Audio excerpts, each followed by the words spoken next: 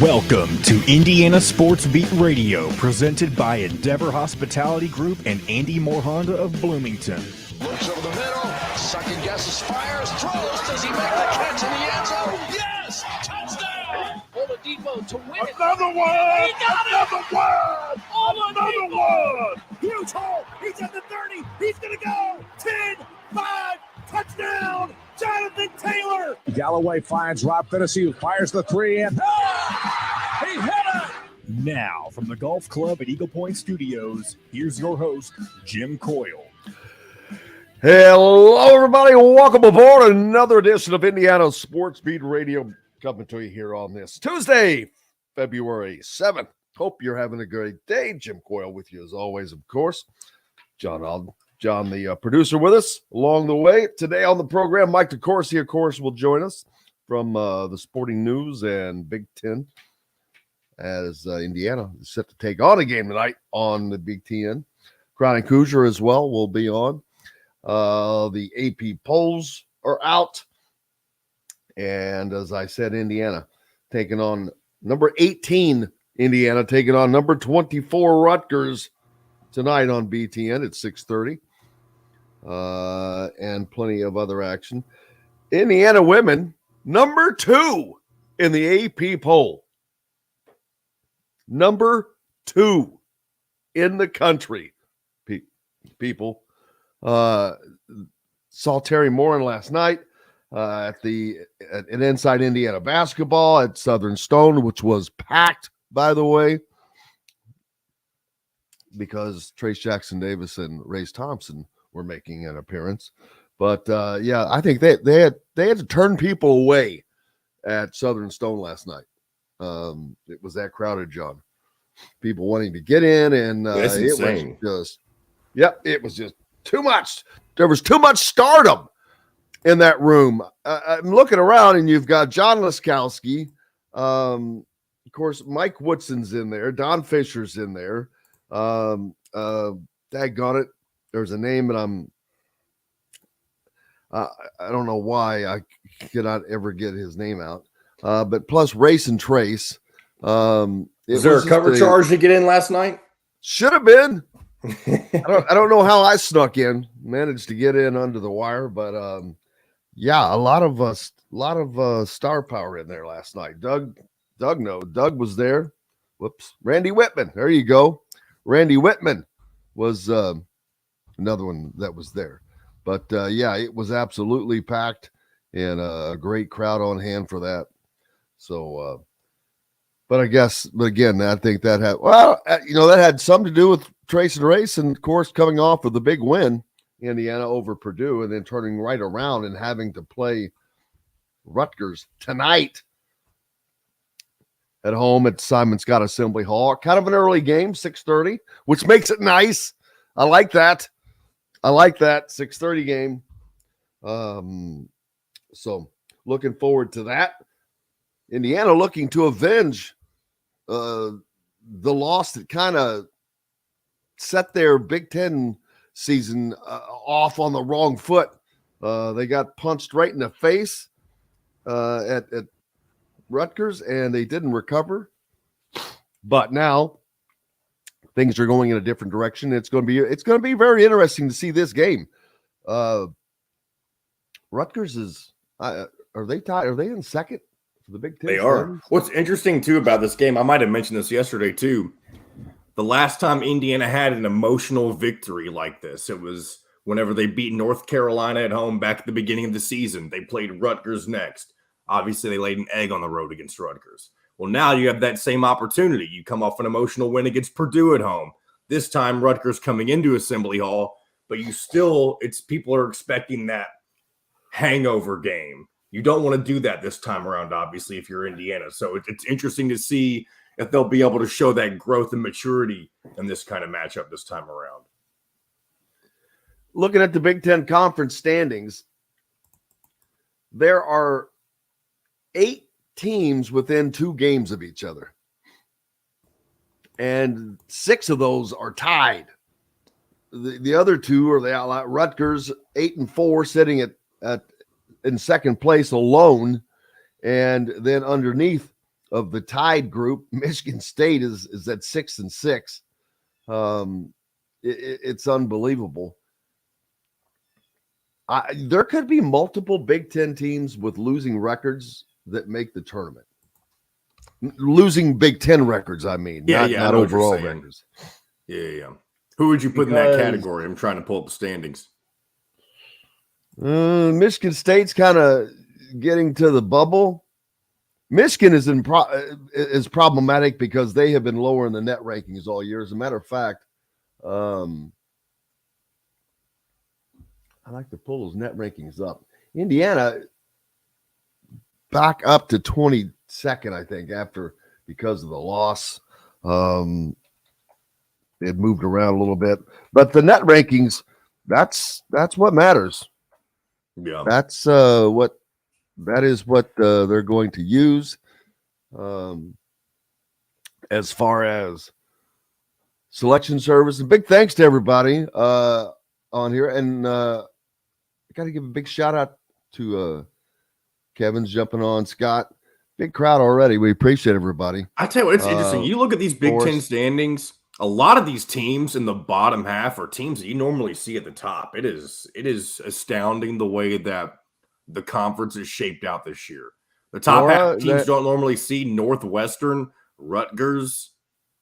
I guess you can kind of throw Maryland kind of being a middle of the pack team, Iowa being normally a middle of the pack team, but teams towards the bottom that you normally see at the top or closer to the top, Ohio State, Wisconsin, Michigan State, Illinois. I mean, everything's kind of been turned upside down this Big Ten season. I want to give a big shout out to the Easton Assassin. Fred sent me a birthday gift I received at the golf club at Eagle Point.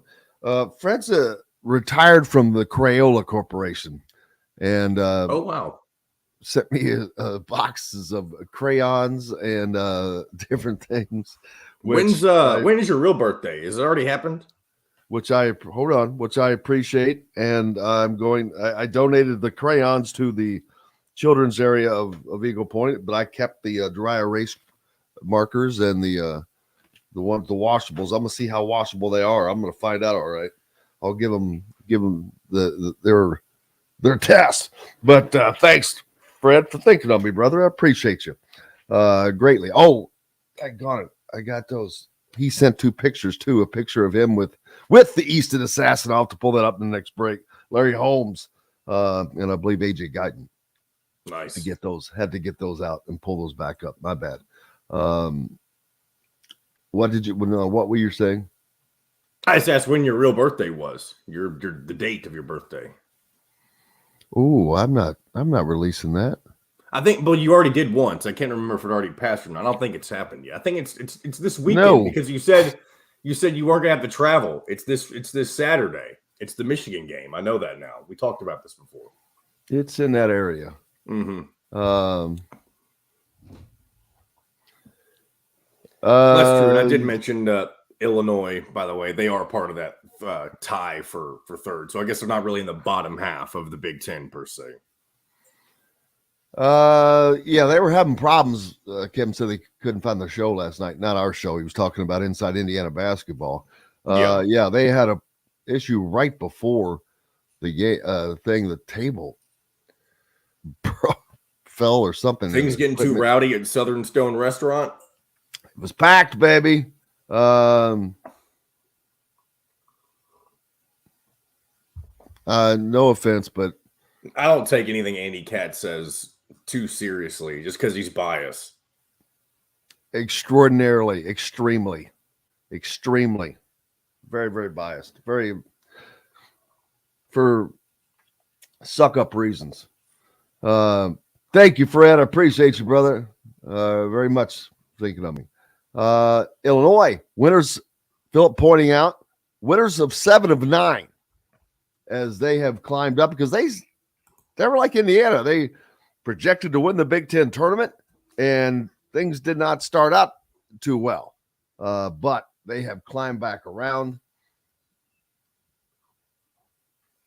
And currently stand as part of that tie, like you said, with Indiana. So Indiana looking to climb out of that. But the funny thing is that would put them in a tie with Rutgers. That's right. Yeah, if they win tonight, they're in a two-way tie for second. And that depends on, let's see, who else is playing tonight. Did I see? I just saw the schedule. It's somewhere. I got too many windows open, man. I'll see. What is today? Today's Tuesday? Today is the 7th. Tuesday the 7th. So it's only Illinois does play tonight, but they play at home, and it's against Minnesota. It's postponed. That game, it looks like it's been postponed. I don't know why. Really? But on my schedule that I'm looking at, it says postponed for Illinois, Minnesota. That's crazy. I'm not sure why. But you also got Maryland, Michigan State tonight at 9 o'clock. I've got postponed. Maryland a part of the six-way tie as well, if I'm not mistaken.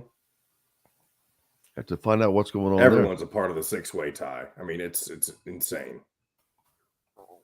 Illinois and Minnesota. It is postponed. I'm not sure. I don't know if it's weather-related or even COVID-related, if we're still doing things like that. Yeah, Fred Hevelon, or the Easton Assassin, he's saying Minnesota has COVID issues.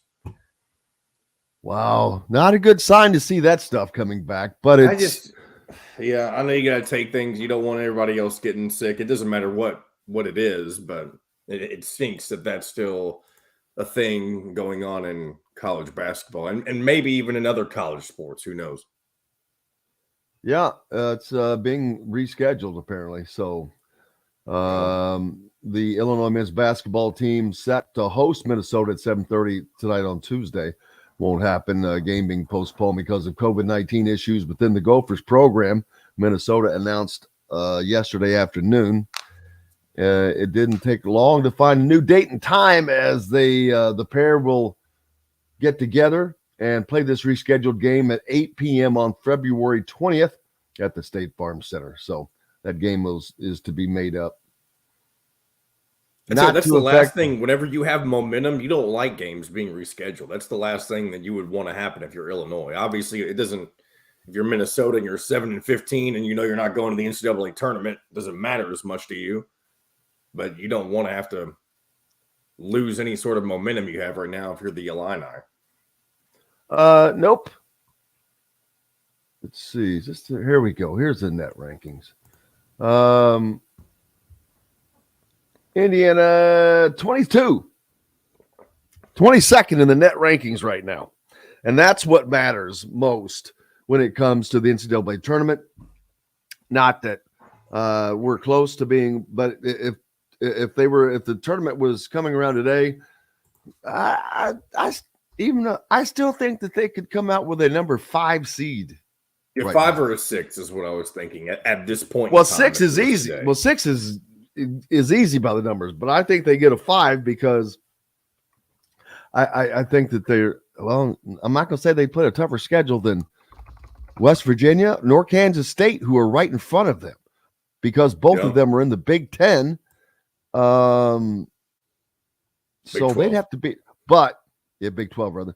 But sitting at 18th, ironically, is Florida Atlantic, or our old friend Dusty May in Florida Atlantic, who fell out of the top 25 after picking up a loss. They're still 20-2 on the season, and 18th in the net rankings. So he just has to keep plodding along, and he'll find the FAU will find themselves in the tournament. Only 3 Big Ten teams in the top 25, by the way. And really, you could almost say too that with maybe not if Indiana loses, but if Indiana beats Rutgers tonight, unless somebody else that's receiving votes gets some wins this week, that there's only going to be 2 teams in the top 25 next week. Yeah, there will most likely be another. I mean, Northwestern's on the rise. They keep getting a couple wins. There'll be another Big Ten team that comes around. Yeah, there just always is. I mean, Illinois. Well, they're not playing. They're going to miss a game. So, but let's see. There's really nobody knocking on the door other than you can say Northwestern is knocking on the door, but they're still only receiving a couple of votes. Yeah, the Big Ten is really with this menagerie of teams here. It's just very middle of the pack heavy. Which is ironic because you look at this tie of Rutgers, Illinois. Well, Rutgers is not tied. They're a half a game off, but I'm going to put them in this group. Rutgers, Illinois, the rest of these are 7-5. Rutgers is 7-4. But Illinois, Indiana, Maryland, Northwestern, Iowa, Michigan, all 7-5. Now, Michigan is they've got to continue to. They're only 13-10, so they've got a lot of work to do. But you've got Michigan State in there, Iowa, Northwestern, Maryland.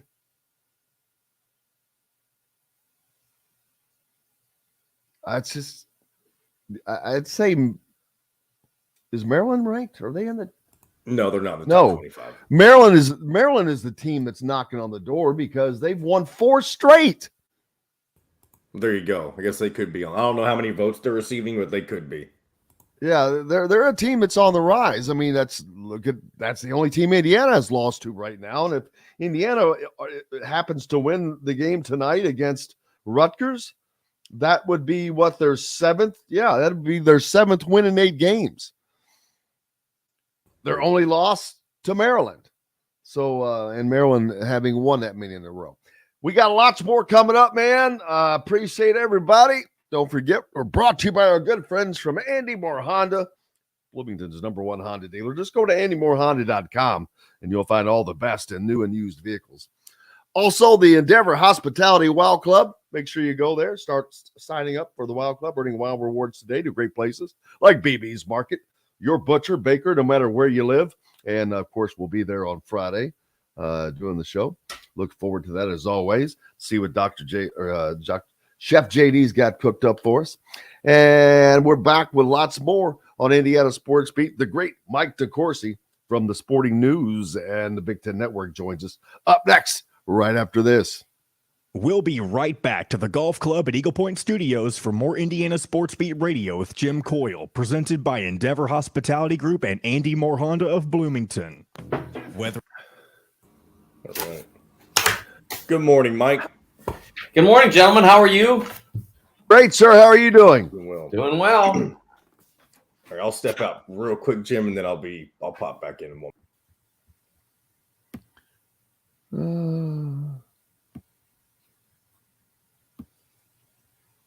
Bracketology season. Oh, yes. It is indeed.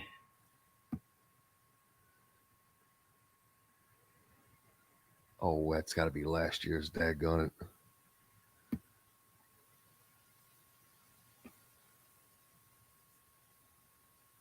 I'm trying to pull up the latest. Yes, Friday would be the latest. I'm back. Mike, don't you call it bracket forecasting in your publication as well? Yes. Although it's I think the idea was to get away from using Joe's signature line, which I told him years ago he should have trademarked. He really whiffed on that one. I think he's done fine with what he's done, but I think he should have trademarked that. You're not lying. But sometimes people misinterpret the forecast to mean that this is what I think it's going to be in March, and what it is this is what it is today. So the idea is that, the weather isn't going to happen until March, but this is what it would be today. So I don't know. And I don't call myself a bracketologist. I call myself a bracket analyst. Bracket analyst, gotcha. Yes. It hasn't caught on, but I try. I mean, it's fitting for what you do. It makes sense. Yeah.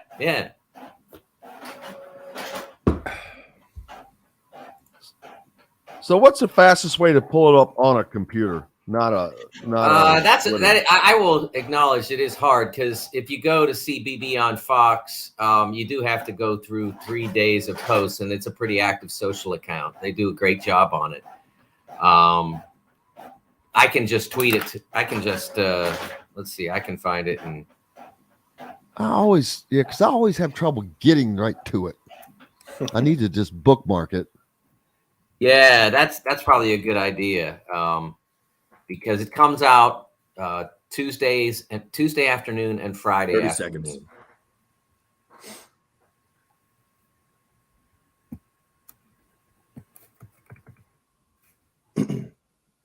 All right, I'll go ahead and pull this back in.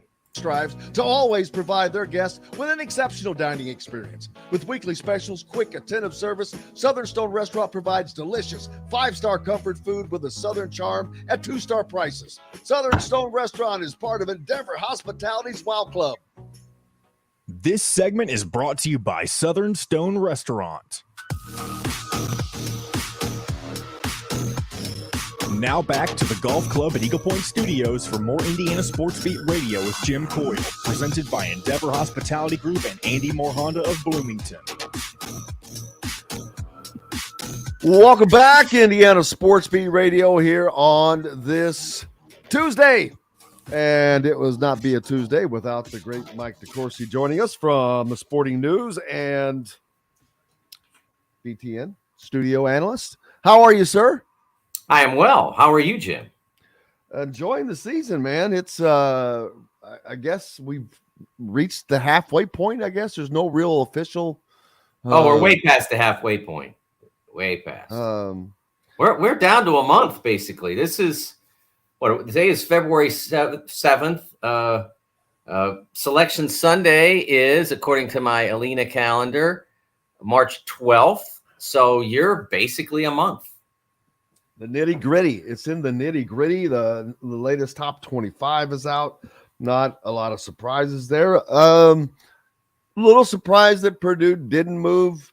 Of course, there was not a lot of options because of what happened. I thought Houston was going to slide up into that number one spot. Purdue did lose almost half their votes, but remained number one after the loss to Indiana, that happens. When there's no one to replace them, I guess. Do you think Purdue is the best team in the country? Do I think Purdue is the best team in the country? I mean, they are. I don't really know what best means, but they are right. I can tell you they are having the best season, and it isn't close. I mean, if Houston had become the number one team yesterday, and it's preposterous that 22 people changed their votes yesterday. It's why I've said for decades that the polls are just ridiculous. If you compare Houston's season, it's what have you done for me lately, which is kind of stupid. It's stupid. The only time it matters who lost least recently is when you're in a single elimination tournament. That's the only time it matters.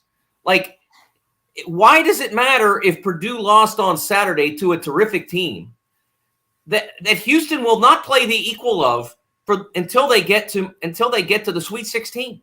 That's how long it's going to be between the time Houston plays a team. And let's be honest. Okay, so let me look at their schedule.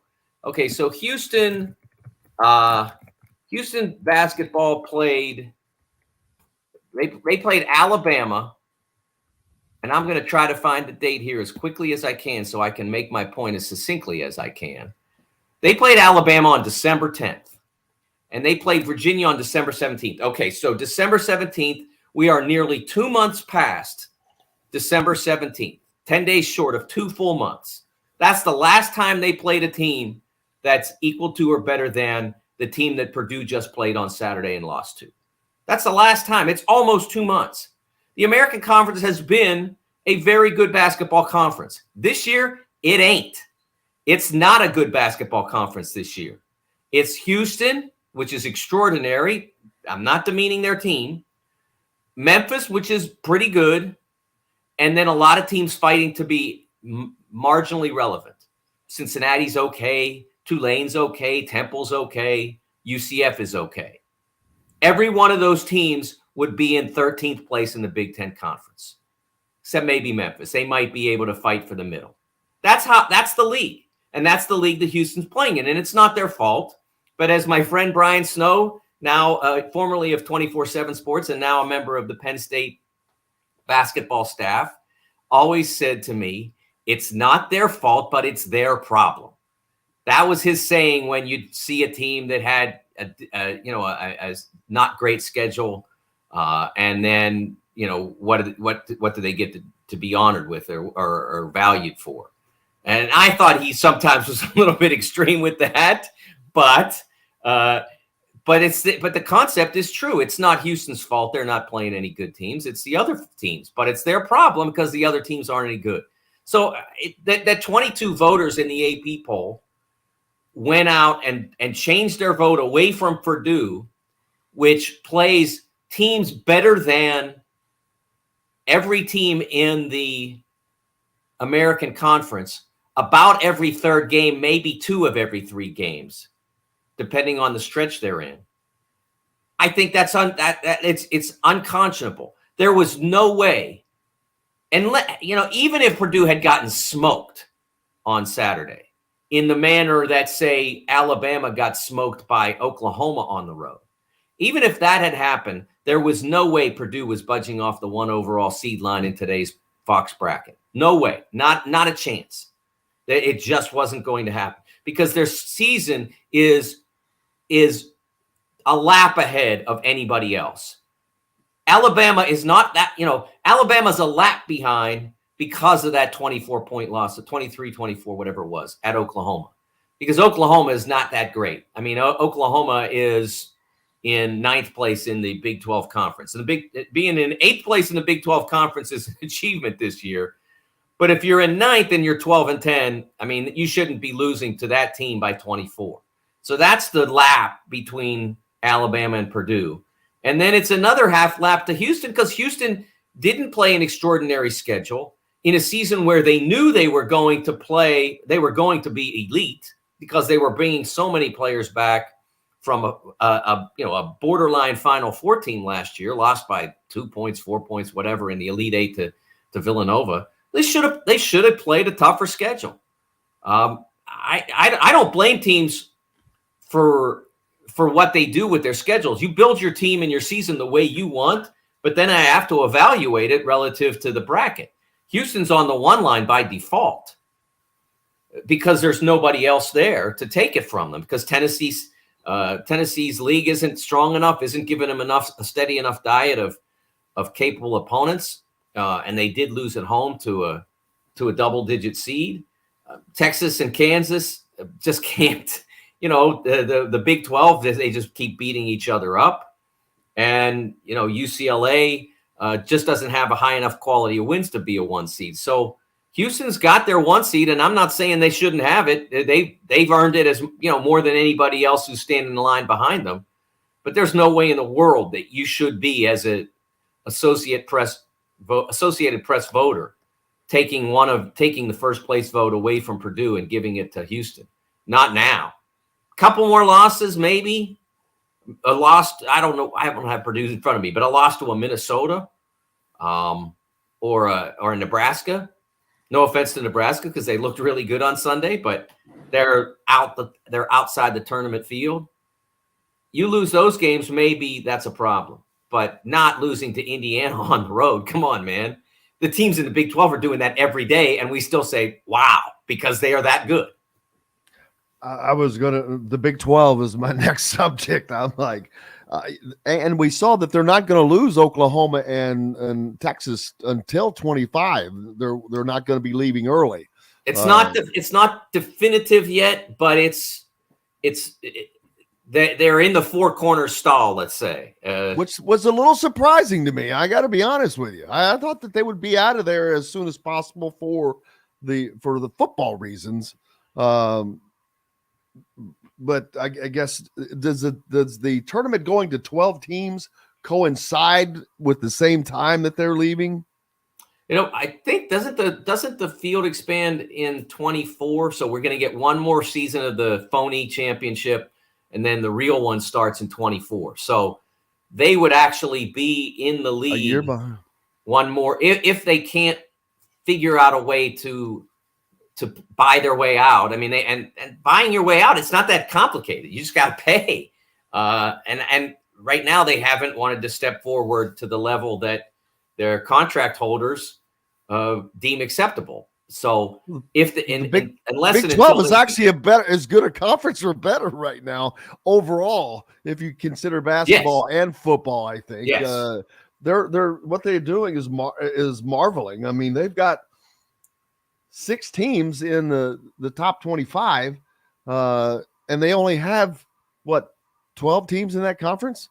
They have 10. They have 10. 10. And, okay. and So I will tell you, Jim, that they have the chance. I wrote about this last week. They have the chance to set 2 records relative to the field that have stood since the tournament expanded in 1985. So we're talking now 38 years, nearly 4 decades. No league has ever placed 6 teams on the top 4 lines, what the NCAA refers to as protected seeds. And the reason they call it protected seeds is if you're a top seed in a conference, if you're a top seed from a conference, let's say Purdue, okay, let's use this as an example because it's very clean that way. Purdue, our second Big Ten team, let's say IU plays or Rutgers plays itself up to a 4 seed. That team cannot be in Purdue's region. It's against the bracket rules to do that. Okay, so now Kansas, I don't know now which one's the higher seed. Okay, let's say it's Kansas after last night because they do have 10 or 11 quad 1 wins. So Kansas goes on the bracket as a number 2 seed. No Big 12 team can be placed in their region as a result. That's the rule. But there are so many Big 12 teams that have to be in the top 4 that we have to break that rule not only once but twice. It's never happened before. There's 4 just the top 12 alone. Yes. Yeah. Texas, Kansas, Baylor, K-State, TCU, and Iowa State will all be likely. One of them could collapse or whatever, but will all likely be top 4 seeds in the tournament. If they do that, it's never happened. At 2021, the Big Ten had 5 protected seeds. I believe in 2011, the Big East had 5 as well, but it's never gotten to 6. And the other record they can set has stood since 1991, when the Big East got 7 out of 9 members into the tournament. That's a little more than 77% of their membership. As it stands now, with West Virginia playing its way into my field, there will be 8 at West Virginia and Oklahoma State. There would be 8 Big 12 teams. That's 80% of their membership. I don't think we'll ever see that again. If they get there, I don't think we'll ever see that again with conference expansion and such. I don't think we'll ever have another league that goes to 8 out of 10 or 80%. It's really remarkable. We had that nearly in the Big Ten. If we had a tournament in 2020, it would have been 10 out of 14, and 10 divided by 14. Wait, I'm sorry. 10 out of 14 is 71%. So that we would not have had it then. There was a chance we could have had 12 at one point, and that would have been well over. 11 would have been not over. It would have been the best ever. It would have broke the record, but Purdue and Minnesota tailed off at the end of that year, and we're not going to be in position to get there. So I don't think if they pull this off, I don't think we'll ever see that again.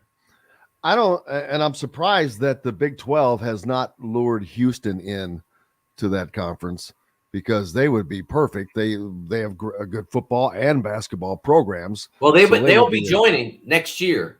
They will be joining. So they are part of, okay, I didn't know. I forgot. They are part of what's going in? Yeah, it'll be Houston, Cincinnati, BYU, and UCF, Central Florida. Those the Big 12 has done a remarkable job of being rated of some of the great programs. Yes. Of replacing those programs. They have. And remaining a really fun, viable, competitive conference. I mean, what they do, because they're not just doing this in basketball. It's like this in football. Hell, you got Oklahoma State and all these other teams. How fun was watching Kansas play football this year? And those kinds of, like, where the hell did that come from? So it's like, what is going on with the Big 12 all of a sudden? They're just growing everything that's successful.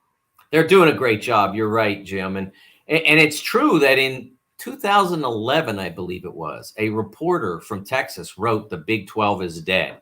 And he didn't mean that. That was the lead. And it wasn't in a matter of opinion that it was losing relevance. He meant it as a matter of fact that it was about to dissolve. And not only are they still with us, but they just signed an ESPN contract that will keep them relevant at look, they're not going to ever be the Big Ten or the SEC, but they're not the Big Ten or the SEC. They don't have the markets and the stature that the Big Ten schools have. They don't have the college football first fervor that exists in the majority of SEC states, if not unanimously in SEC states. Which is actually amazing, Mike, because they have some of the premier football programs, and like Texas and Oklahoma. But yet, even though that is the case, their basketball programs are supported and pushed kind of differently than say Alabama or Indiana. The difference between football and basketball, how it's looked, how it's treated. It seems like, Indiana, of course, has not really put much into football over the years. They've not really cared about it. But some of those programs just seemed like basketball is important. Oklahoma basketball has been successful for a hot minute, as has their football program. So they're just one of the unique conferences that has great balance. They do. They've had terrific football. They've had members in the CFP most years, whether it's been Oklahoma or now this past season TCU. They've had representation in the 4-team playoff most seasons, at least the majority of tournaments that they've had. So obviously the NCAA, they've done very well. Oklahoma has made the Final Four recently. Kansas obviously has been a Final Four team in a national and is the reigning national champion. So it's been a very successful league, and it'll change certainly when the two teams eventually leave and the 4 teams arrive imminently. It'll be a different league, but I'm glad that it's relevant, and because I believe that the college sports are better when there are representatives all over the country. I don't want the Pac-12 to die. I know there are people in college who cover college sports who are kind of rooting for that because they like anarchy, because they think anarchy is interesting. But I think what's interesting are great games and teams that are well followed, great atmospheres. That's what makes college sports great. Great games and great atmospheres, not teams changing conferences and isn't it cool that we can maybe try to pull the Pac-12 apart by the seams? The Pac-12 will be better if the college sports in the West will be better, and college sports generally would be better if the Pac-12 finds its way forward. Now, why it's taking this long? I mean, it's been 7 months, 8 months since UCLA and USC decided to leave. I know there are a lot of considerations, but they should have 2 new members lined up and announced by now, and they should have a media rights deal announced by now, and they don't. I think there might be some people in that league who are holding out hope for things that are not going to happen. We've reached leadership. I mean, point. You look at the difference between the Pac-12 and the Big 12. The Pac-12 was whining about lamenting the loss of and complaining of this. Well, the Big 12 was like, we got to take care of business. So instead of complaining about it, they were taking care of how to make their league better and have done a great job at it. In their defense, they had a whole year before the wall started to close in. Think about it. Now they did move more quickly. They did move more quickly on the additions of Cincinnati, Houston, BYU, and UCF than the Pac-12 has on how they should already have invited San Diego State. Even though I can't say San Diego State, it's the hardest college for me to pronounce. The words just anyway. Even though they should have already invited SD State, not South Dakota State. And even though they should have figured out, okay, is it Fresno? Is it Vegas? Which I think it should be. But they should have invited 2 teams by now. And they should have had everybody agree to a media rights deal by now. They had, the Big 12 didn't really start to move on its media rights deal in earnest until they were like, we better get this done or we might fall apart too. Because we just, because who knows what's next now that UCLA and USC are on the move. We've got to take a quick break. The great Mike DeCourcy from the Sporting News and Big Ten Network is with us. When we come back, we've got more to talk about. How about the Big East? They haven't talked about them, what they're doing. They've got, 5 teams in the top 5, but also Indiana prepares to take on Rutgers tonight, a game that extraordinarily of extraordinary importance to them because lost to them. It kind of started their downward spiral in the Big Ten start. Also coming off of this emotional win over Purdue. How do they respond? We'll find out. Lots more coming up, and we're back with it here on Indiana Sports Beat Radio, brought to you by Go Team, a part of the Endeavor Hospitality Wow Club. For those on the go, whether it's you, your kids, the team, Go Team, reach out, goteambites.com, or you can pick them up at BB's Market. Back with more right after this. We'll be right back to the Golf Club at Eagle Point Studios for more Indiana Sports Beat Radio with Jim Coyle, presented by Endeavor Hospitality Group and Andy Moore Honda of Bloomington. Golfers, here's a deal you won't. I'm surprised they didn't send you down to Bloomington tonight, Mike. They've got Bardo, Revson, Katz are in attendance, and they might as well have sent you, and you all could have done the studio. I'm surprised they don't do a little more of that. Yeah, I don't know. We did that on occasion. Does Fox have their version of College Game Day? Yeah, basketball? Yeah, they do. It's not they don't have like a thing that they do every week. They don't have like a big noon that they do in basketball. They just have a regular studio show. They should start it. Go to the now they're getting all those Big Ten games. Maybe that's the next step. All the fans were pissed off over the weekend because ESPN went to Duke, North Carolina instead of coming to the better ranked, higher, better game. And I'm like, what? I'm like, people, ESPN is in bed with the ACC and those. They're not going to promote the Big Ten. They're on the way out. This is about money. It's all about money, man.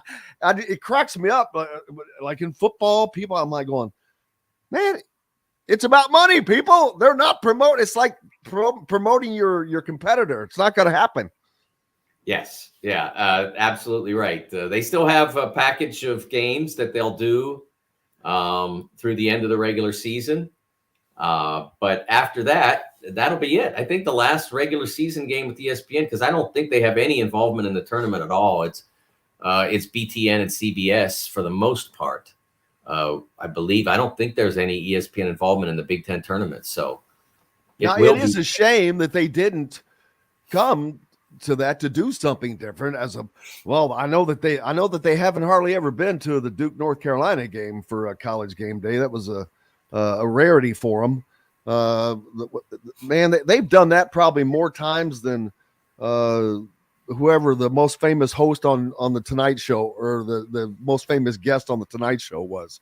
I will say that most of the time, the first Carolina Duke game, and I'm talking about going back since I started regularly covering national college basketball, the first Duke Carolina game was a midweek game. Wednesdays usually, it was or Thursdays. 15 seconds. It was always there in a midweek, and I think they moved it for game day. That's my suspicion that they moved that to a Saturday so that it could be a game day extravaganza. Buy, feast, market, and seller today. This segment is brought to you by Remax Advanced Realty, Indy Home Pros team by Cheryl Sizemore. Now back to the Golf Club at Eagle Point Studios for more Indiana Sports Beat Radio with Jim Coyle, presented by Endeavor Hospitality Group and Andy Moore Honda of Bloomington. Welcome back, Indiana Sports Beat Radio, coming to you here on this Tuesday. It's February 7th. If you're in the market for a home in the Indianapolis area, you need our friend Cheryl Sizemore from Remax Realty. Need her 2 decades of experience to get you in the home you want quicker, faster than anyone else in that area. She has served that community for 2 decades. Reach out to her, Cheryl, at IndyHomePros.com. We're joined by Mike DeCourcy. He's with us from the Big Ten Network and the Sporting News. How long have you been with the Sporting News? 25 years plus? I started writing columns on a regular basis, one a week for the magazine in 1995, November of 95. So basically we're into the 28th year that I've been there. That's remarkable to be able to be at one place for that long. Yeah, it's been amazing to have that experience. Especially in this field, man. Yes.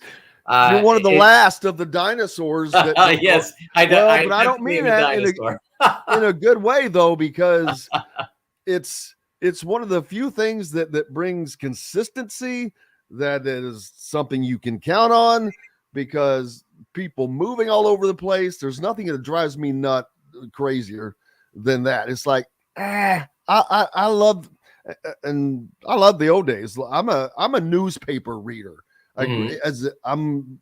Was weird. I started in high school, and it started because when I was a freshman, I forget what class it was, but every Friday we had this current events quiz, and I'm just a competitive person. I didn't care what it was.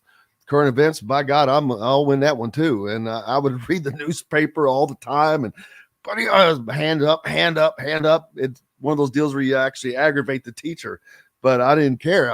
But I loved reading, and to this day, still love to go read the paper like this. I like to open it up and have it in my hands. And but I miss Rick Bozich, who is a good friend of ours, is on the show each Wednesday. I grew up with him as being the sports director at the Courier-Journal and other guys, but I mean, he was there for a long time.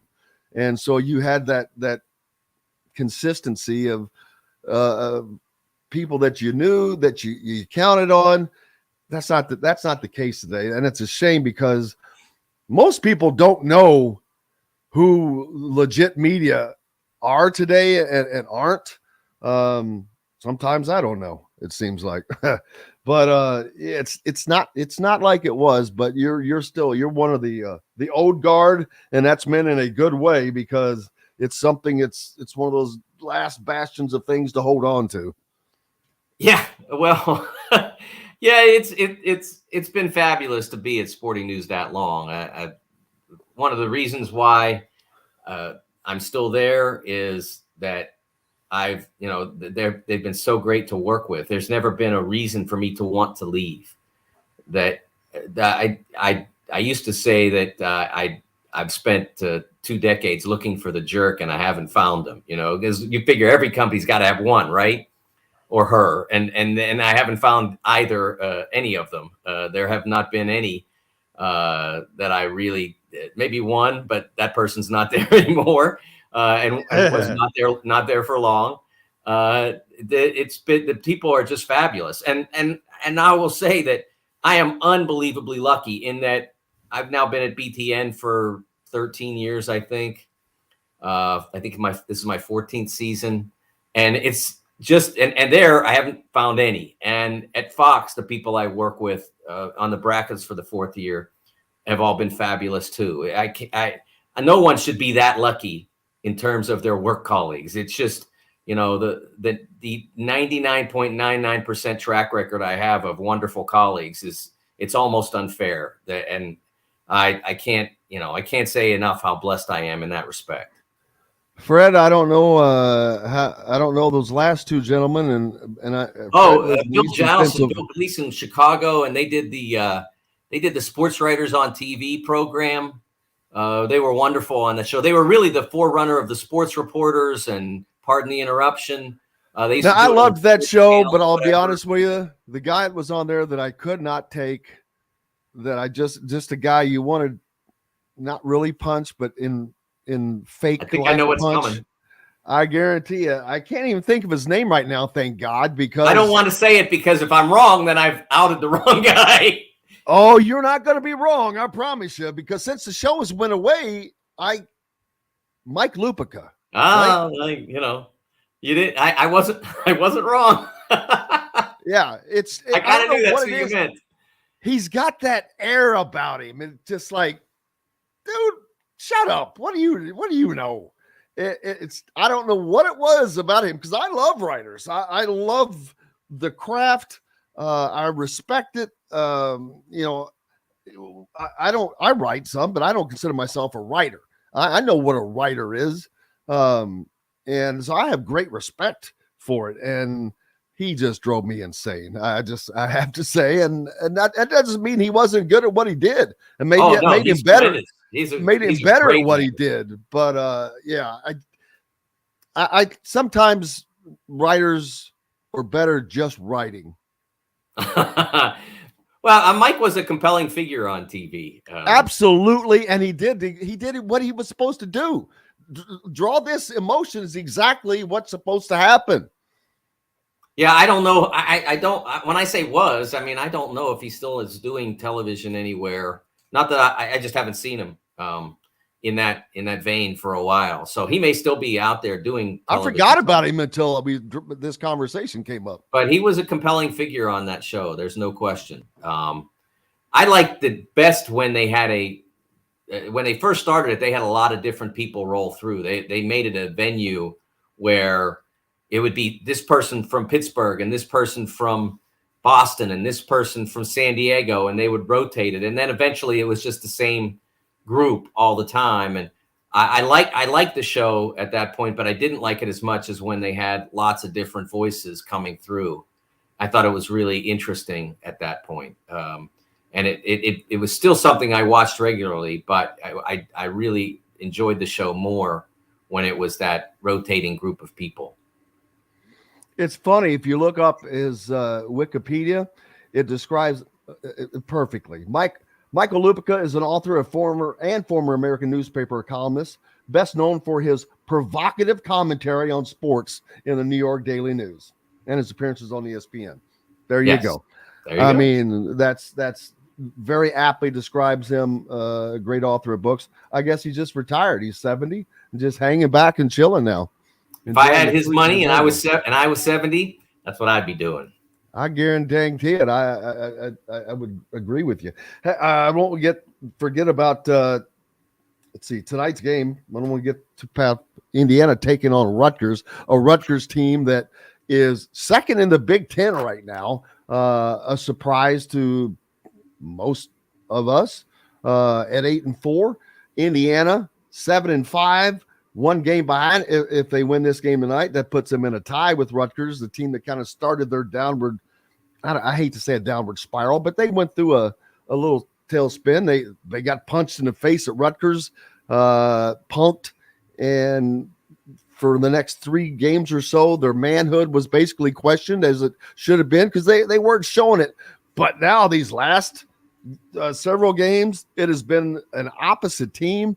The effort against Purdue was unbelievable. The defensive effort from start, I've said it yesterday, it looked like they had 7 guys out there with the amount of hands that were flying around, arms, defense in the lanes, blocking, working start to finish, hustle. I don't know if they can duplicate that effort a couple of days later, but kind of going to need to against a tough Rutgers team. And not just for that, for the standpoint of not losing at home and keeping this streak going to get a higher seed. And look, Rutgers is terrific, and so it would not be an embarrassment to lose. But a lot of the ground you gain by beating Purdue at home, you lose if you give up another home game. Now, if this were the trip to Rutgers and you'd play them at home in December or whatever, it'd be different. But you're playing at home against a quality team, high quality team. You have to get those. If you want to get where Indiana wants to go, you have to win against in a game like that. It's really that simple because unless you're going to promise that you're going to go out and get Purdue back on the road, then you negate what you accomplished. So absolutely, when I say that, I don't mean it's a must win or their season's gone. None of that. But I mean, this is what good teams do, is what I'm saying. They take care of the best opponents they have at home because they know that that's an opportunity to beat a high quality team. And relative to selection and seeding, obviously in their case more so seeding, beating high quality teams is the most important ingredient. Everybody obsesses over net rankings and Ken Palm rankings and all of that, but when it comes down to it, if you look at who gets seeded, who gets selected, the number one component in all of that is quad one wins. And what that basically is, what quad one win is a quality win. That's all it is. People think it's some conspiracy or something. It's really simple. The reason they use it like this is they used to use top 25 RPI wins, top 50 RPI wins as the definition of quality.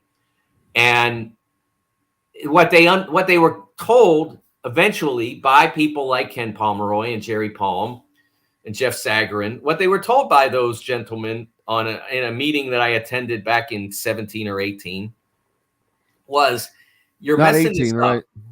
up. You're messing this up because it's harder to beat a top 75 team on the road than it is to beat a top 50 team at home.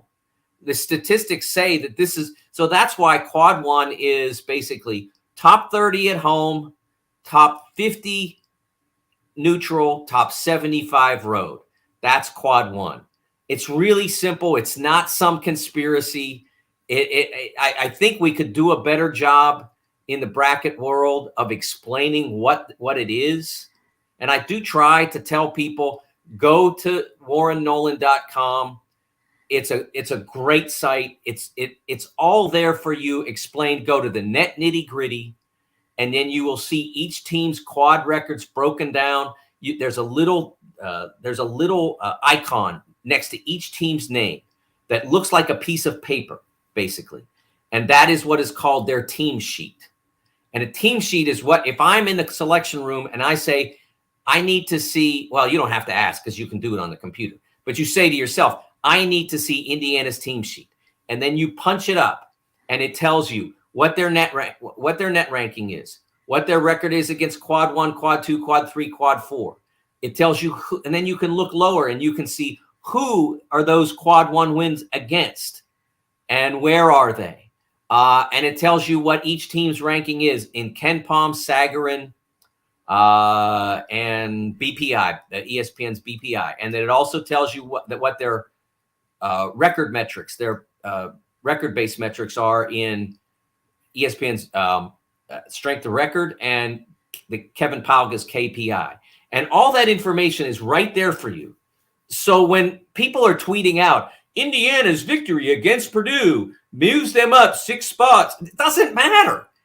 The important thing is they got a quad one win against the best team in the country.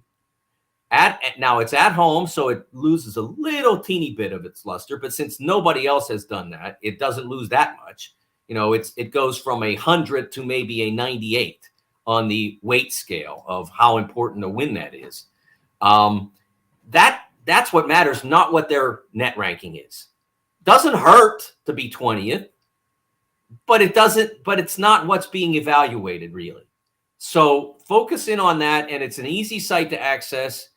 It's not a pay site. It's all there for you, and it's very easy to discern what your team is up against and what it's accomplishing. You can go to the quad records and say, okay, my team has 3. Is that good? Look around, see what everybody else has. And that's really right now what Indiana's resume weakness is. They have one of the best wins in the country in that, Rutgers has that win, although they have it at Mackey, so it's a better win. Alabama won at Houston, so that's probably in that neighborhood. So you're one of the top 3 wins in the country with that. But you only have 3 quad one wins in 9 opportunities. That's the weakness of Indiana's resume. So that's why tonight is so important, because tonight, boom, now you're 4. And the 4 and 6 doesn't look so bad. 3 and 6 doesn't look great. 4 and 6, people are like standing up at attention. And the closer you get to 500 in that rank, then they stand up and applaud. So that's why tonight is really an essential win for the Hoosiers. Yeah, and those losses, some of them are expected, but the loss to, say, Penn State, that was at home. Was it Penn State at home? Or no, that was a road. That was at State College, University Park. Was Northwestern then? They lost at home. Yes, Northwestern was home. Yes.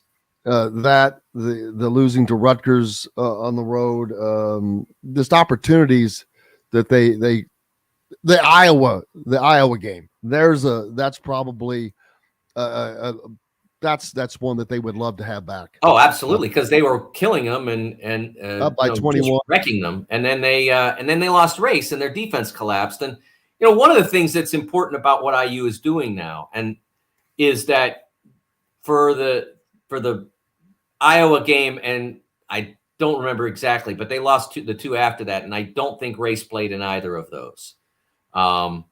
So injuries are you given excuses for injuries? A lot of fans believe that, interpret some of the committee's messages as that way. They don't give you an excuse for injuries. However, they are looking to not punish the team ahead of you. Like if you're Indiana and they're currently a 6, say, they don't want to punish the 2 seed by making them a 7 if they're going out and beating teams like Rutgers and Purdue and teams like that on a regular basis with Jalen Hood-Schifino, who they didn't have when they played at Rutgers, or with Race Thompson, who they didn't have when they lost at home to Northwestern. So the closer they get to Hull and the more they play like this, the more the committee has to say, hey, we got to think about moving them up, because that's not fair to Tennessee, or that's not fair to Virginia, or whoever might be on the opposite line. Right now, that would be, say, a Virginia type. That's not, if they keep doing this, it's not fair to Virginia. They got to move up because when you seed, you're trying to advantage the teams that accomplish the most. That's what you're trying to do. So you don't want to punish. Do you want to punish Virginia with a second round game against an Indiana team that's going out and regularly beating Purdue and Rutgers, et cetera? That's the question. So you perform better with these guys, and then the committee takes it into account. You go out and beat Purdue, but then you lose to Rutgers and Wisconsin or whoever the next game is. And then they say, they're still kind of up and down, inconsistent, and we'll go ahead and stick them in an 8-9 game and be done with it. That's kind of what you're up against. And that's why the consistent performance with closer to a whole lineup is essential, vital for this Indiana team right now to get to a position on the bracket where they can be favored to win their way to the Sweet 16 or even beyond. Where WarrenNolan.com is a great site. It just brings everything together. How long has this been around? I honestly, I was aware of it, I think in 2018, 19, before I started doing the brackets, I was aware of it. You're going to say 1920, Mike. I was going to say, man, that's been a long time. Sorry. No, 2019, 20. Sorry. But I was aware of it then because I would glance at it on occasion to get bracket ideas and to understand what I was talking about for TV or whatever. But I wasn't doing the brackets then. It became a vital part of my job in 2020. That's when it really kicked in for me how excellent a site it is. And I, the NCAA puts out this stuff too, but it's just packaged so well for me at Warren Nolan and updated so quickly that I tend to use it. I mean, I was watching the Kansas-Texas game last night on DVR because I was working with my bracket. And so I watched it on DVR, caught up with it, and finished it probably around 11:15 or so, a little bit behind live. And by the time I got to my desk to start looking at how to adjust the bracket relative to the result of that game, if there was any adjustment, they had already had it updated for Texas to get a loss and Kansas to get a win, and KU to get pushed up to, I think now 10 quad one wins. They're the only team that has 10. So that's how effective a site it is. I recommend it to listeners so that they can understand what it is that I'm evaluating, and they're welcome to keep a check on whether I'm doing it right. But so they can understand, rather than to look at the polls and rankings like the net and just going by the numbers. Look, I mean, Rutgers got into the tournament last year in the 70s. St. John's got into the tournament in I think it was 21. It might have been 19. I can't remember which year it was, in the 70s. So, like I said, you don't want to be one of those teams that's like, please take us in the 70s with a Nets ranking in the 70s. You don't want to be one of those teams that's kind of crossing your fingers and hoping they overlook that. But it's proof that it's not vital. I mean, they're passing by 20-some teams to get to you. So it shows that the ranking itself, it's not vital. It's what you do. And Rutgers got in last year because even though they had 3 quad 4 losses that depressed that ranking, they were going out and knocking off high-end Big Ten teams all through February, and they just couldn't be denied. I will say, there's looking at the women's side, it's a little confusing because on the team's side, he's got the Big Ten at 5th in the conference net, and yet they've got 5 teams in the top 16 or 17. Well, I can't speak for what's happened. I don't have the. Yeah, I'm just curious. Yeah, but how about, speaking of the women's, how about the Indiana women's program right now? Number 2 in the AP poll, Mike. Doing a wonderful job. Terrific. In a league where there's some, you had Ohio State have that great start. They haven't played as well lately, and Iowa with Caitlin Clark, who is just a wonderful show, just a magnificent player. Everything you want in a basketball player. And in a college basketball student athlete as well. It's fabulous. Lucky to get a chance to see her as often as we do at BTN, because she's magnificent. And of course, Maryland's a high quality team as well, with Diamond out there doing such a great job. It's a great, the Big Ten tournament here. I think it's not in Indy this year. I think it's in Minneapolis. Big Ten tournament in Minneapolis, especially once they get down to the quarters, is really going to be extraordinary. Well, it won't be extraordinary because it's going to be in Minneapolis, Mike. But and the source of that tournament scheduling is gone, by the way. But we still have to go there next year. But I'll leave that alone. A great comment here tonight, or pointed out that. Jalen Hood-Schifino did not play in the first game against Rutgers for Indiana. So not only do they have him, but they have a much different and better Jalen Hood-Schifino than they would have had the last time around in the game against Purdue. All the talk about Braden Smith and Fletcher Lawyer, Indiana not getting the local guys. And yet, well, he if you look at their performance in this game, he outscored those guys. He outplayed them. And not that it was him against them, but that's it was him against them. It was. Jim. Well, I'm just saying is for the. It was. But it's what won the game for Indiana. Yeah. Well, it's hard to pick out one thing, but he is. Big Ten Live on Friday, I circled that as what would be the difference in the game. That Jalen had to make his size matter. That had to happen for them to win, because if he didn't, Zach Edey was certainly going to make his size matter. I mean, it's not just Zach's size that makes him great. It's his size that makes him impossible. I mean, it's his skill development and his commitment and his competitiveness that make him great. Because there have been lots of 7'4" guys that weren't great. There haven't been lots of 7'4" guys, but of the 7'4" guys that we've had, there haven't been many great ones. You got to go all the way back to Ralph Sampson in the 80s to find another great one at his height. Sean Bradley was a really good college player, not a great one. So you had to make the size differential between Jalen and Braden Smith matter. And so size does matter. I mean, you can get around it in certain circumstances, and you can always get around it if you're the opposition, if you're on the Braden side of that. If the other guy isn't making his size the difference between you two. If he doesn't work to do that, then it's to your advantage. And if you can somehow dissuade him from that, you can make it not matter. But Jalen was insistent that it was going to be a factor, and that's why they won the game. Trace had an unbelievable first half under the circumstances he was facing, but eventually the bigger great player outdid the smaller great player in the second half.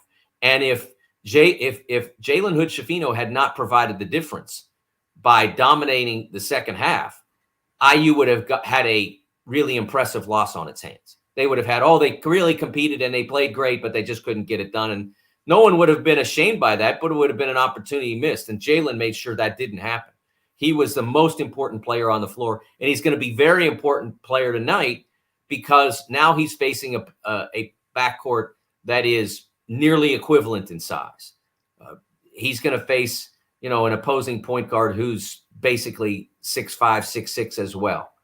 So, Paul Mulcahy is really a great passer, competitive guy, not a great shooter, can make a shot, but not a great shooter. So Jalen has to do a really good defensive job on him, as well as the IU team defense has to be in concert. Yeah, the second half of that game is what stood out. Jalen Hood-Schifino, 4 points in the first half, but in the second half, when it really mattered, 12 points. Those 12 points were 5 points more than Ethan Morton, Braden Smith, Fletcher Lawyer, Ethan Morton scored combined. They had 7 second half points combined between those four that I know. And so that's what he really showed. And it wasn't just that, it was the assist. He really had the offense going. Indiana's offense looked as free rolling as I've seen it. That's why Trace was able to do some of the things he was able to do once he broke out of that double team. But I just hadn't seen Indiana play that intently on defense or offense. But they've got to maintain that, though. I mean, you've got to maintain that level. And so tonight's going to be a great test, a perfect test, because it's so quickly after this emotional game and you're at home, but you have to maintain that level. I absolutely agree. It's not easy, but college basketball is not easy. If you want to accomplish great things in college basketball, it's not easy. Especially if it's easy, everybody do it, right, Mike? Yeah, absolutely. Absolutely. And if you thought about it, if it was easy, even, maybe not everybody would do it because somebody might not have as much talent. But if it were easy, all the talent teams would never lose. And that doesn't happen because it involves commitment and it involves execution. It's really that simple. And I had huge respect for what Jalen did on Saturday, especially in the second half, like you said. Let's not forget the first half, though. Trace had to get the ball. And that was Jalen's weakness as a Division I point guard for about the first half of the season. Not that he was a poor passer, but just that the ball didn't move as much as it needed to for them to be special when he was adjusting to having it in his hands all the time once Xavier got hurt. I think he moved the ball as a conduit when the ball belonged to Xavier better than he did once the ball belonged to him. But now the ball moves. It goes everywhere it needs to go. And that's, Rutgers is going to be a real challenge in that regard because they make it hard to do that. They're a tremendous defensive team. It's a different challenge tonight than what they faced on Saturday. Tonight, the challenge they face will be more when they have the ball than when the opposition has the ball. It was reversed on Saturday. The challenge was, how do we keep Zach Edey from scoring 35? And if we seed him 35, how do we keep the rest from having any impact at all? They were able to do that, Mike. Yes, exactly. And that's the challenge tonight is, how do we get the ball where we want to get it to against a defense that is set up and designed to make that really hard for us? Well, looking at the stats, you would think that Jalen Hood-Schifino was more intent on doing exactly what you're saying in the first half. He had 4 first-half assists and only took 3 field goal attempts. So he was working. It seems like they were working on establishing the offense, getting Trace Jackson-Davis involved. Yes. Miller Kopp, I've got to give him some credit. His movement finally, instead of just standing in a corner, his movement opened up some spacing in the lane, and he hit 2 threes in the first half. So that was something Indiana did differently, and it worked. So, but they've got to do it again. Mike, what's up next for you, man? What is up next for me? I have an article that I'm working on about Patrick Mahomes and the Super Bowl that will appear later in the week. I'll have a bracket on Fox at usually early afternoon this afternoon, 1:00 ish. It'll be out, and then next Sunday night, Big Ten basketball and beyond. And I would be willing to bet that we'll be talking about IU in some way, shape, or form because they have become one of the most relevant teams in the Big Ten Conference. Well, if they win tonight, it'll be their 7th win in 8 games as they continue to try to rise up the everything. The bracketology, the standings, the rankings, the net, the whole deal. Yep. Mike DeCourcy, cannot thank you enough, brother. Appreciate you. Thanks, Jim. Make sure you give Mike a follow and go to the Sporting News and catch him each Sunday night on BTN and other times on the studio broadcast. We're back with more Indiana Sports Beat Radio, brought to you by our good friends from Barbara Pop Real Estate Services. If you're down in the Louisville, Southern Indiana, Floyd, Clark, Harrison, Scott, Washington County areas, they have served those communities for 3 decades, and no one will get you in the home down there better, faster, quicker than Barbara Pop Real Estate Services. Reach out to Barbara at barbarapop.com or our friend Matt Lincoln, Matt at barbarapop.com. Back with Chronic Hoosier right after this. We'll be right back to the golf club at Eagle Point Studios for more Indiana Sports Beat Radio with Jim Coyle, presented by Endeavor Hospitality Group and Andy Moore Honda of Bloomington. Andy Moore. What up? What's going on, gentlemen? You know it. It's a Tuesday that's not freezing out, so I'm cool with that, man.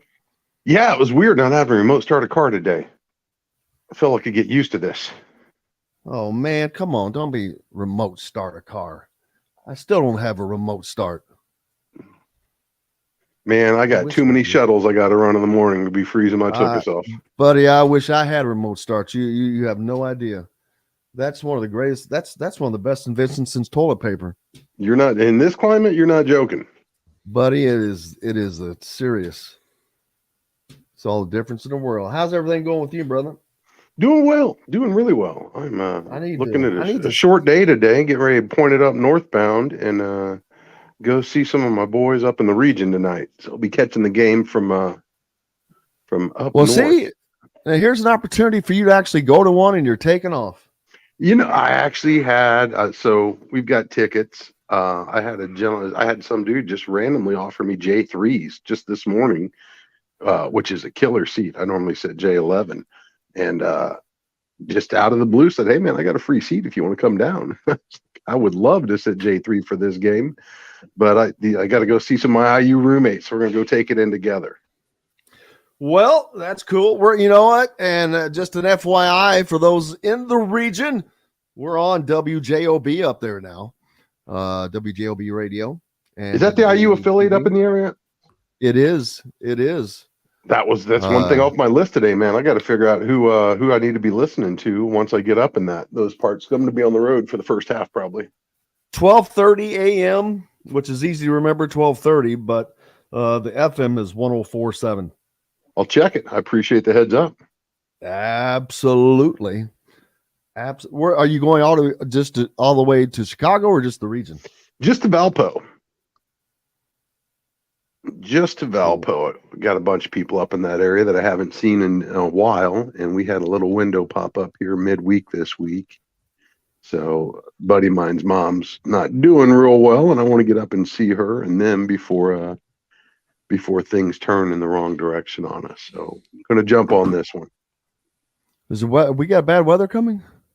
I think we're gonna get a bunch of rain. No, his mom's got dementia, and I just want to see her before she's too far gone to remember who's there. Oh, I hear you, man. All right, here we go, guys. Just meal prep that we cook up. The Fresh Fork takes care of all the planning, shopping, and prepping and can even deliver them to your doorstep once a week. That's right, it's the fastest, simplest, and easiest way to avoid decision fatigue. You pick your plan and pick up at BB's Market with no extra charge. So leave the heavy lifting to us and enjoy healthy eating with stocked meals in your fridge. Order online today at thefreshfork.com. Fresh Fork is a proud partner of WOW Network.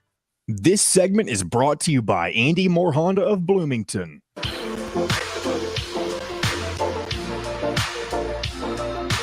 Now back to the Golf Club at Eagle Point Studios for more Indiana Sports Beat Radio with Jim Coyle, presented by Endeavor Hospitality Group and Andy Moore Honda of Bloomington. Welcome back on this Tuesday. It's February 7th. Jim Coyle with you as always, joined now by the incomparable Chronic Hoosier. How are you, sir? I'm doing great. Thanks for having me back. Absolutely. Brought to you by our good friends from Andy Moore Honda, number one Honda dealer in Bloomington. Make sure you go to andymorehonda.com for the greatest in new and used vehicles. No one better than Andy Moore to power Indiana Sports Beat Radio. Another game tonight coming off of a hugely emotional win for the Hoosiers, Chronic. Not so much different than last season when Indiana knocked off Purdue for the first time in 8 or 9 tries. They had just fallen into disrepair in that regard, but last year was hugely emotional. This year was, while emotional, it was more business-like. So I'm not expecting – I don't see a letdown from this team, even though it's a quick turnaround against a team that we know is a tough type team. I think Indiana has reached a level now, and it really showed in their play on Saturday, the intensity that I think that they know that they have to play like that. And anything less than that, you're not going to win a lot of games in this league. Yeah, I hope so. And as much as you want to revel in that win against Purdue, and it was a great win for Indiana. That was a statement win for the team in a number of different ways. It was I thought it was critically important for them to kind of right the ship after Maryland and get back to playing the type of basketball that we've seen them play here in the last month and some change. But I think it's going to be paramount for them, to remember what happened last year after Purdue, for all the exhilaration of that game on a relatively short turnaround. We played Purdue on a Thursday last year, and then we hosted Michigan just a couple days later that Sunday and absolutely laid an egg, which kind of erases all those good feelings to see a team play as badly as they did. This year, I think Indiana is certainly a little wiser. I think they're certainly a little more capable than the team that we rolled out last year. But the lesson remains the same, and the stakes are even higher right now because, while Indiana was kind of in flux from a tournament situation last year, at that point they were pretty solidly in, only to do some sliding there in February. This is a team that's in contention still for Big Ten placement. And, with the logjam that's currently sitting in the upper echelon of the Big Ten, just behind Purdue. This is a game that's going to help decide Friday bye games. With Rutgers coming in, currently sitting in number 2 in the conference, Indiana could vault into a tie for second place with a win tonight, or conversely, you can slide way, way back down the line with the loss. This is literally one of those games where you can be a Friday bye, or you can be looking at Thursday, Wednesdays now in play. So I think it's going to be paramount for Indiana to have a short memory, not let that high keep them too high going into this, because as you and Mike DeCourcy were talking about beforehand, this is an extraordinary test for them, and it's in a lot of ways a completely different test than what Purdue posed, because this is not the type of team that's going to come in here and get rattled, as you saw some of those baby boilers. This is just what Rutgers does. They come into your home court and they beat good teams because they play tough, connected basketball. Steve Peichel has done a tremendous job building a culture there that's literally built for this type of an environment, and they've been wildly successful. So it's going to be important for Indiana to forget about everything and focus on this game and do what they did against Purdue. Quite honestly, Trace, as I said last week, we all knew Trace is going to get his. It's just who the kid is. He's a beast right now. Just like you knew Zach Edey was going to get his. The difference, though, Indiana had better guards and they had better supporting cast across the board. And that's what it's going to take, I think, again tonight, just in a totally different style of basketball. Indiana's going to have to be very, very deliberate with their possessions, and they're going to have to work the glass. They're going to have to work the glass against Rutgers and limit second chance. Yeah, Rutgers has been a very Jekyll and Hyde team. They got swept by Iowa, losing both home and road games. They have beaten Northwestern in a tight game. They beat Ohio State in a tight game. Ohio State obviously not having a very good season. They lose easily to at Michigan State. They lose, or they win. They crush Penn State at home. Then they lose again at Iowa.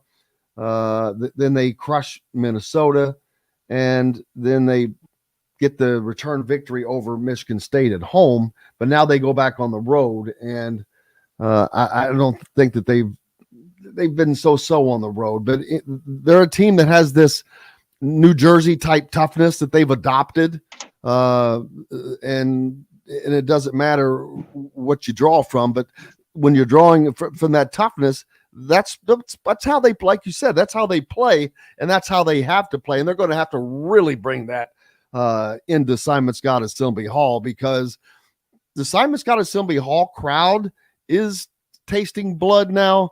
I think this team is tasting blood now. Trace Jackson Davis, I just watching his mannerisms in that game the other day. But more importantly, Jalen Hood-Schifino and his maturity has been awesome to watch. No doubt. And honestly, I think that's the difference. You throw in, Trey Galloway absolutely played a critical role in that Purdue win. Miller Kopp's 6 points were pretty quiet, but I thought Miller was extraordinarily active that game. Malik Renew being able to keep himself on the floor long enough to actually make a contribution. All those contributions, kind of makes up for Ray still trying to get back into shape. For obviously we're still dealing with the absence of Xavier Johnson.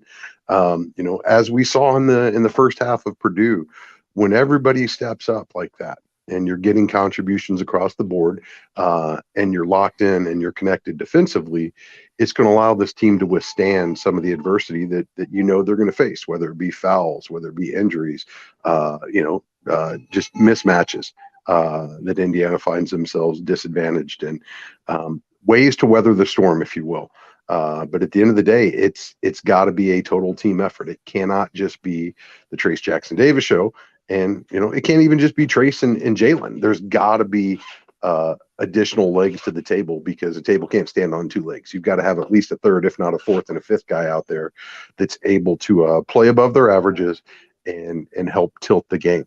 And I think what we've seen with this team here recently is the confidence is growing. The confidence appears to be contagious. And, I think it's most reflected right now on the defensive end, seeing these guys round closer back into the form that we felt they were capable of coming off of last season. And, it's one of those weird things in college basketball. When defense is clicking, the offense seems to get a whole lot easier. And when Indiana was really able to put some points up, when the defense isn't there, when it's not connected, nothing matters. And I think this is going to be the supreme example of that tonight, because this is probably the most disciplined team on the schedule, at least from a defensive standpoint. They're going to put a premium on possessions, because they will absolutely penalize you when you lose focus or when you're not playing together connected basketball. So got to maximize the possessions, got to take care of the ball, but we got to get other guys going besides Jalen and Trace. Well, Miller Kopp is someone I have been pretty critical of, because basically he had not been bringing much. And and I think that that criticism was deserving. But at the same time, when he is, I'm going to do the opposite, and especially this past game. And it wasn't just this past game, but it really stood out against Purdue. He hit the 2 first half 3-pointers, took 3 shots, which he hasn't been taking any shots until late in the game. So that was an aggravating thing. I'm like, dude, what are you doing? You're not out there for defense. And everyone kept saying, well, they're not leaving him. He wasn't moving. In that Purdue game, he was all over the place. And that was a big reason on why Indiana had better spacing. It helped Trace Jackson-Davis tremendously in a game that needed more space to give him room, and he had room to operate. And it made a huge difference. And so Miller Kopp gets that credit. He has to stay active like that. If they're going to stay on him, great. Move, go all over the damn place, drag them with you, create a little havoc. Race Thompson contributing what I guess he could, but he was 4-4 at the free throw line. Very important that he hit those free throws, because Purdue lost the game partly at the free throw line. What were they? 10 of 17. They left 7 points on the board. They lose by 5. Yeah. No, I totally think turnovers in that first half, allowing Indiana to get in transition. And then, like a good team does, you knew they were going to make a run. And they came awful close, for much of the final quarter of the game, really. But the ability to convert at the line was huge for Indiana. It was really detrimental for Purdue.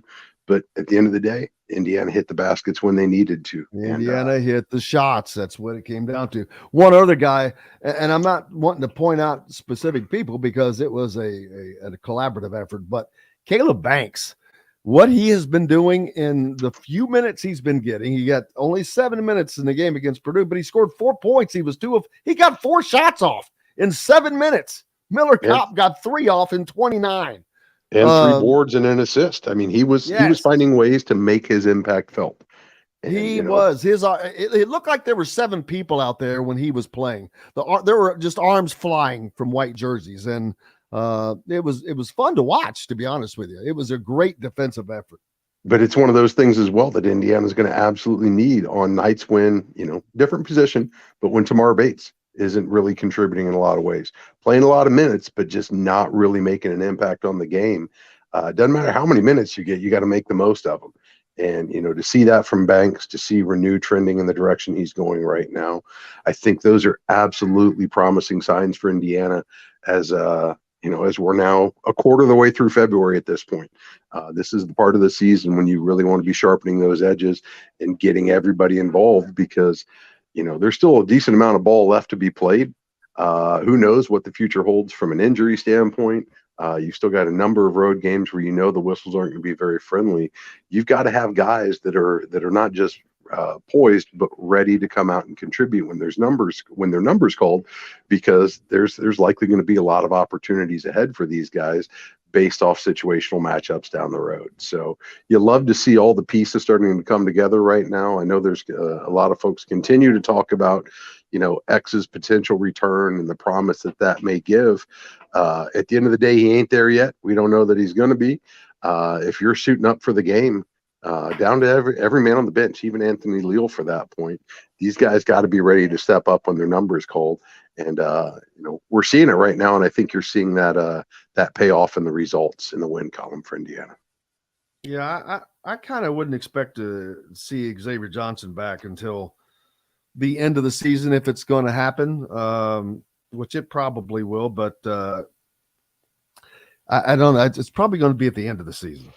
Well, and if you're Woody and this staff, the chemistry's starting to come together right now. And every time you put a new ingredient in, you mix the chemistry up a little bit, and you've got to find a new balance. So don't get me wrong. This is a team that could desperately use Xavier, but also recognizing that so much of the success they're having right now is these guys learning how to play together with the mix they've got. So we'll see how that works out. Don't get me wrong. I'm not wishing the kid away. I would love to see him back out there, but recognize that's going to change things when he does come back. And there's going to likely be a kind of a shakedown period where he's going to have to get the rust off again.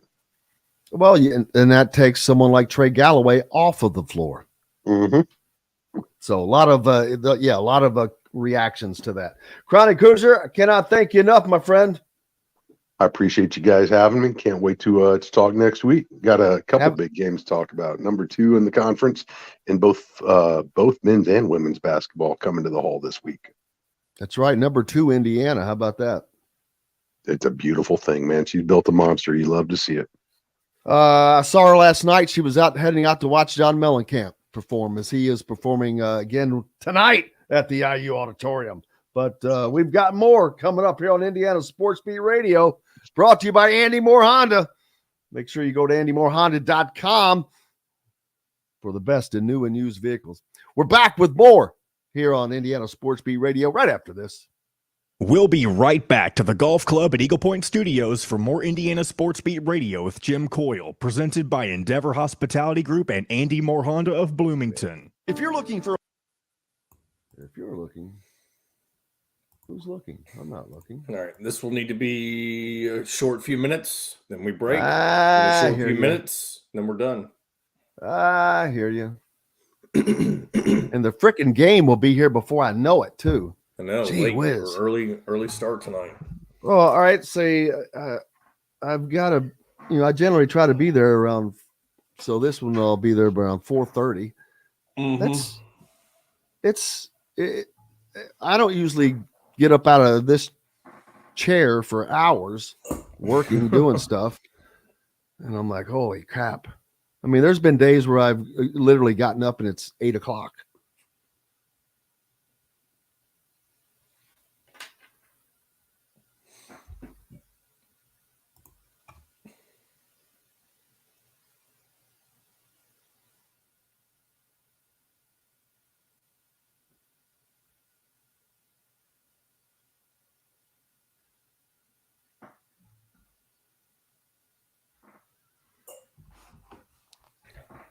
What do you call a thing that has like a balancing to hold a camera? You know what that is? I know what you're talking about, but I don't know what the name of it is. I mean, just like a camera stick. Yeah, balancing camera.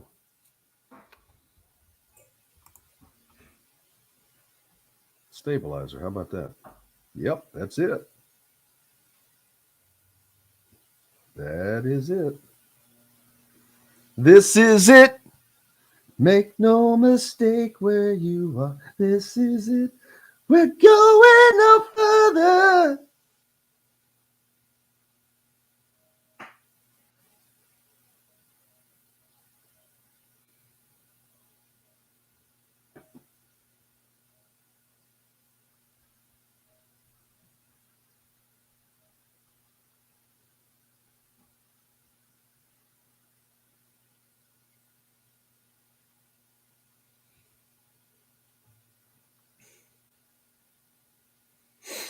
All right, 30 seconds. The Square in Bloomington near Cabello is locally owned and operated by Endeavor Hospitality Group. Launched from a previous staple in Bloomington, the former Function Brewing, Metalworks Brewing Company is the culmination of a passion for beer, food, and custom metal art. Check out their custom growlers. Metalworks Brewing Company has an updated menu, new brews, and will be offered in all Endeavor Hospitality restaurants. Come taste what Dr. Hops is brewing. Metalworks Brewing Company. Bring your passion and your thirst. This segment is brought to you by Feast Market and Cellar.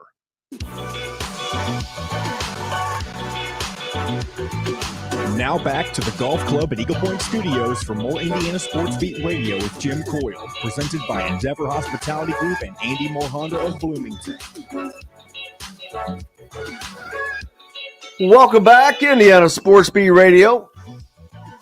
Here on this Tuesday, February rather. Cannot believe it's already February, but we're in February 7th. Just seeing Iowa offensive coordinator Brian Ferentz, Kirk Ferentz's head coach, Kirk Ferentz's son, received a $50,000 pay cut and a designated performance objective to average at least 25 points. Now, this is what should be in all contracts. And a designated performance objective to average at least 25 points per game while the program wins at least 7 games, athletic director Gary Barta announced Monday, of all people coming from him. But Ferentz, the eldest son, this is from The Athletic, by the way. Ferentz, the eldest son of head coach Kirk Ferentz and the offensive coordinator since 2017, officially is supervised by Barta in order to comply with state and university nepotism laws. Brian Ferentz's salary dropped to $850,000 from $900,000. Wow, I'm sure he'll have to go on food stamps with that big drop. With an 8% raise after participating in the Music City Bowl, Ferentz initially was contracted to make $972,000 this year. But my point is, I've said this before. Why are contracts not built this way? They're only built in the favor of the coaches. Someone please explain to me, in what other job in life do you not have performance objectives? And if you don't reach them, you don't get fired and given all the money. You just get fired. These guys get fired and get all the money. It's the dumbest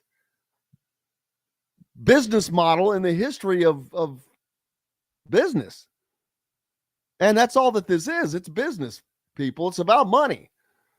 So I actually applaud this, although the reason it took to get there is because of all this other stuff that has gone on. But this is how it should be. If you're paid to win, well, by gosh, you better win or it's going to cost you. You're being paid really well. It's not like you're taking this from a $15 an hour person. These are people that are making $4, $5, $6, $7 million a year. These head coaches. Why are they hit with these performance clauses? Man, this is a great subject to bring up to one of our guests. You know what? Who would be a great one to bring it up to? Bob Kravitz tomorrow, since he's with the Athletic. There you go. How about that? It'd also be interesting to hear Jeffrey the Greek's thoughts, considering he is formerly a part of that Iowa program. And I know he has some choice words to say about Brian Ferentz, or has had some choice words to say about him in the past. Well, and I think that's part of why this is happening. You know, it's the Ferentz, because his last name's Ferentz. Been there a long time too, man. That's 8 years. So, and he's not going anywhere as long as his dad's there. So there's that. Hey, we got to take a quick break and finish it out. Looking forward to it. Like lots more here on Game Day. Indiana taking on Rutgers tonight. We're back with more Indiana Sports Beat Radio, brought to you by our good friends from Feast Market and Cellar, located right next door to Southern Stone Restaurant on Patterson and Rogers, offering a full array of wine selections from all over and all types, with a sommelier on staff, in addition to having gourmet items, sandwiches, food, and probably the best brunch in Bloomington on the weekends. And it is packed. You got to get in there soon, quick and early. Back with more Indiana Sports Beat Radio right after this. We'll be right back to the Golf Club at Eagle Point Studios for more Indiana Sports Beat Radio with Jim Coyle, presented by Endeavor Hospitality Group and Andy Moore Honda of Bloomington. Whether All right. Well, how was that, 9 or 10 minutes. Mr. That was good. Producer? It's just, you always do Now fine we're in doing the short ones, but I hate that we have to always do that at the end whenever you take guys. Well, I know, but see, that's better than not having that content to me. I'd rather have that content than I know. not. It's just it just makes me nervous because I know you're not used to doing it yet, but every time you've had to do it, you've made it work. So, Hey, what are you talking about? I'm a pro. It's what I do, brother. It's what I do, baby. Give me the ball. Give me the ball. give me the ball. Oh, I forgot. I meant Duke got crushed after beating North Carolina over the weekend. Who beat them? Miami. I don't know that it's sad, or I kind of like it, honestly. It's sad how bad the ACC is now. I mean, they are not even close to what. Yeah, everything. Everything. I don't know how a conference falls off the face of the planet like that one has. Speaking of what, where's the? Let me go back to it. As much as people want to deny it, I bet give it 2 years. I bet give it 2 more seasons. I bet both Hubert Davis and John Shire end up fired. I bet they're not the long-term solution for those programs. There's no way. Let's see. Not for the standard that they live up to. Go backwards. Come on. Go back. Hubert Davis is going to suffer from Mike Davis syndrome. Now, unbelievable. See, I don't understand Warren Nolan's conference rankings. A minute ago, I pointed out that the Big Ten was 5th in the women's, which makes no sense because they have freaking 5 teams in the goddamn top 17. But yet you've got 4 conferences. Garbage. You got 4 It doesn't matter. You've got 4 conferences in front of them. I mean, it's a balancing act. If the teams that aren't outside the top 17 are bad, that's a lot. But that's a lot at the top, man. You can think about it in terms of the men's, Big Ten men's. I mean, there's only 3 teams in the top 25, but I mean, you might get 9 or 10 teams Pac-12 because of how good they are in the middle. Okay, Stanford is number 1, and they have 1 team in the top. Stone strives to always provide their guests with an exceptional dining experience. With weekly specials, quick, attentive service, Southern Stone Restaurant provides delicious 5-star comfort food with a Southern charm at 2-star prices. Southern Stone Restaurant is part of Endeavor Hospitality's Wow Club. This segment is brought to you by K-Bello. Now back to the Golf Club at Eagle Point Studios for more Indiana Sports Beat Radio with Jim Coyle, presented by Endeavor Hospitality Group and Andy Moore Honda of Bloomington. Welcome back, Indiana Sports Beat Radio. Jim Coyle with you as always. Thanks a lot for being with us. Thanks to everybody listening, whether you're on radio or our good friends on The Ref. Always the right call. 97.7 ESPN down in Evansville, WBRO 89.9 in Marengo. Also, our new friends at WJOB and WJED TV. That's 12:30 a.m. or 104.7 FM up in the region and Chicago. I know Chicago is like our number 2 YouTube market now, growing.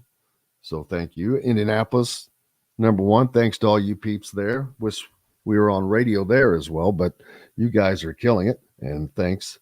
And thanks to everybody from all over, whether it's Pennsylvania, Arizona, Florida, Australia. Appreciate you guys very, very much. Tonight, game time comes early, man. 6:30. Which that's not super early, but it just seems that way.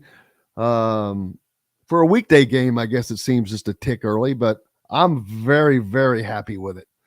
And if you want to have, if you want to have some fun, Indiana fans, if you have the Big Ten Network, rewatch the Purdue Indiana game, and where they just show the key plays. It's about 10 minutes, and man, you see everything. Boom, boom. Except for the first 5 minutes, because ESPN had not switched over to the game. They didn't show the first 5 minutes of that game, which is just dumb. I don't understand sticking with a game that, well, I guess it was close. So there's that. But Duke then goes and plays Miami. Now, you talk about a quick turnaround. So that game was last night, right? Where they played Miami. Is that John Boy? Is that right? Because they got smoked. Dukies you're talking about? Yeah. They played Miami. Yeah, last night got lost by 22 to the Hurricanes. Well, I got to say that you want to talk about a quick turnaround. They played Saturday as well. That's a Saturday, Monday turnover. What the hell? Who's making the schedule in the ACC? No, it's like Mike DeCourcy said. They moved the Duke UNC game to Saturday, so it could be on college. Oh, game he was talking about that one. Oh, well, Yeah. you know what? Then Duke they got exactly what they deserved. That's funny and ridiculous for ESPN to move a game when they had the number one team in the country playing in the number one environment in the country, poised for what it was, the great game that it was. So I'd like to see a ratings comparison. I guarantee you more people watched Indiana Purdue. Guarantee that more people did. That Indiana has had some of the top rated games of the year. I can tell you that they've had number one. They've had the top when the Michigan State game with Indiana, I believe, is the number one watched game this year. But if I don't know what week we're in, but if this, that's the rank. I was not looking for TV ratings. But yeah, Indiana had the top ranked most watched game this year, and it was with Michigan State of all. So I'm just curious. That's a great question, and I would love to know the answer to that. And I know how when I looked it up, all I'm for seeing tomorrow. is the FS1 record from last year. When they played in Indiana, beat Purdue at home last season, they set an FS1 record. Oh man, it should be an easy way to get that. Yeah, or maybe ESPN's too embarrassed to say that they made a stupid decision, because I just don't see any scenario where more people are watching unranked Duke, North Carolina, when you have number 21 Indiana hosting number 1 Purdue. Because the casual fans is what helps boost your numbers, and the casual fans are going to look at what's flashy, which is the rankings. Yeah, I wish I could find those stupid TV ratings. That drives me insane.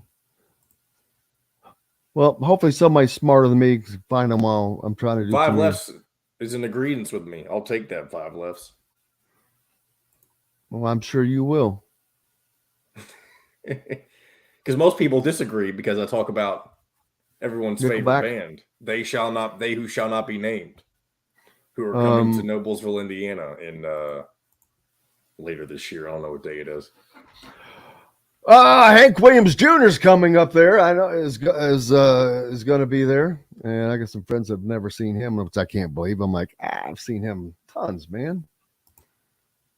I want those college basketball TV ratings by team. That would be great. Can't pull them up that quick enough, unfortunately. So we'll work on that for tomorrow. As a matter of fact, I just sent out a text. If we'd have done this an hour ago, I could have had that information easily. But that will be good to know. I'm curious. The Indiana Purdue game, with the ratings that it had gotten before, where that one landed, and especially against that Duke North Carolina game. So that's going to be I'm going to get that information tomorrow. Perfect. I'm going to send that text out now. Tonight, of course, Indiana hosting the Rutgers Scarlet Knights. Rutgers having, I guess you'd say, their best season. I don't know if their best season ever, because I don't know what their history is, but it's the best season since they've ever been in the Big Ten. I can tell you that. They're currently in second place. And Steve Peichel has that team playing pretty well. I'm not going to say great because I already said it earlier, they've been a little up and down, getting swept by Iowa.